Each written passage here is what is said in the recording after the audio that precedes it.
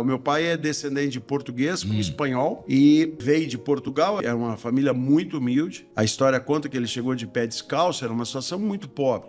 E ele veio para o Porto de Rio Grande, lá no Rio Grande do Sul. Tinham outros portugueses, e o que português faz, né? Português monta uma venda, e ele monta um negócio, e dessa forma o meu avô foi se criando nesse ambiente do negócio e acabou montando o seu armazém. Depois ele se tornou um importador e um exportador, e aí os filhos foram nascendo. E aí tem um episódio muito interessante, que o meu avô perde um filho, né, por cólera. E aí na época era um problema que estava dando na comunidade. Ele ficava ali um distrito, Capão do Leão, distrito de Pelotas. Depois desse guri, o outro filho dele adoece. E aí, na época, o meu avô era um empresário com um certo sucesso, e o guarda-livros era de origem portuguesa. Disse: olha, seu Francisco, quem sabe a gente faz aí homeopatia, tem um livro muito conhecido, Nilo Caio. E aí ele tinha os medicamentos e começou a dar e curou o guri. E o meu avô ficou apaixonado por aquilo e começou a estudar a homeopatia e usar a homeopatia de forma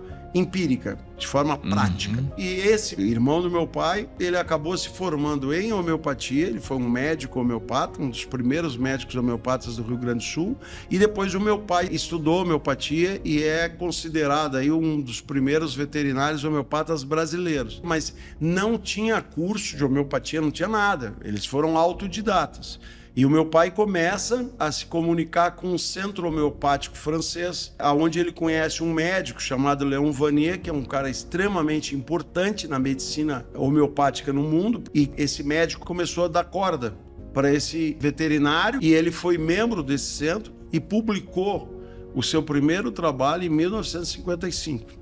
Deu homeopatia veterinária. E aí começa essa jornada da homeopatia na veterinária, que se mistura um pouco com a nossa família, e acabou, na sequência, vários se tornando homeopatas e trabalhando com isso. E a homeopatia é hoje uma especialidade da medicina veterinária, é a primeira especialidade reconhecida pelo Conselho Federal de Medicina Veterinária. É uma prática que pode ser usada na clínica dos pequenos e dos grandes animais, e também em rebanhos.